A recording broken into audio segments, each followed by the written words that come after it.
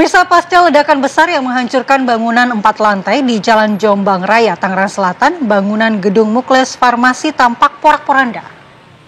Dan seperti inilah kondisi pasca ledakan hebat yang terekam oleh kamera CCTV sebuah kedai kopi di sekitar lokasi kejadian. Ledakan menghancurkan bangunan yang digunakan untuk memproduksi obat-obatan, terutama di lantai 4 yang menjadi pusat ledakan. Garis polisi juga terlihat masih membentang di sekitar lokasi kejadian, sementara sejumlah kendaraan di area parkir juga rusak akibat serpihan puing.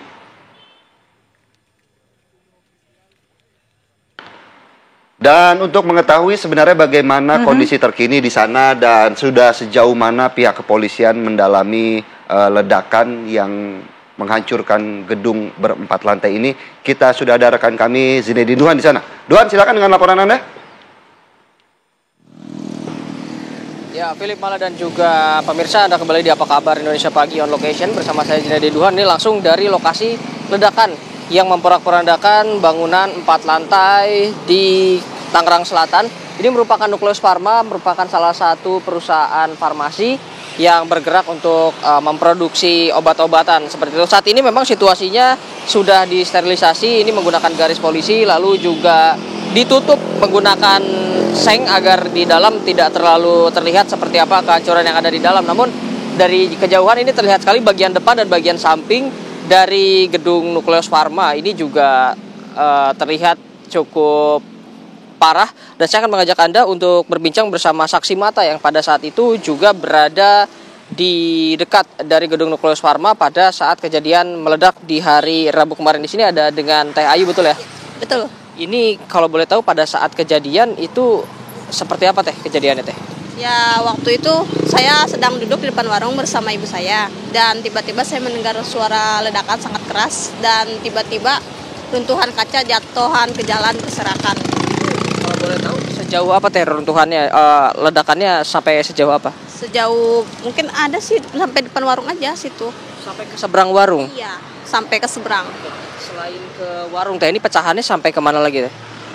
Paling sekitar sini aja, ke sana nggak ada, ke samping, ke depan aja. Kalau di sampingnya ini kan dilihat ada beberapa gedung Teh, ini apakah terdampak juga yang Ya, samping? kena dampaknya juga. Iya, ada. Ini tadi kami sempat melihat juga di samping ada mobil yang kena. Apakah ini bangunan yang di samping ini masih satu perusahaan sama Nukleus Pharma? Nggak, beda perusahaan. Iya, beda. Iya, beda pemiliknya juga. Beda pemiliknya juga. Nah, pada saat itu ledakannya sebesar apa sih Teh kalau boleh tahu? Ya, sangat keras banget pokoknya. Keras, ya. Terima kasih Teh untuk informasinya. Yaitu dia memang pemirsa keterangan dari saksi mata yang pada saat itu berada di seberang tepat persis dari Nukleus Pharma. Ini berada sebuah warung, menceritakan bahwa ledakannya cukup besar sehingga langsung barang-barang dari Nukleus Pharma ini mental ke arah seberang warung sekaligus juga ke bagian sebelah yang di dalam. Ini jika kita lihat dari bagian dalam ada sebuah mobil yang juga hancur karena tertimpa reruntuhan dari bagian samping, yang mana bagian samping juga ini menjadi salah satu yang terdampak cukup parah. Kami masih akan terus memantau bagaimana nanti langkah dari kepolisian yang hingga saat ini masih mencari tahu penyebab dari kebakaran yang sudah dipastikan adalah bukan berasal dari bom seperti dugaan pada awalnya. Untuk sementara itu saya kembalikan ke studio Philip Mala.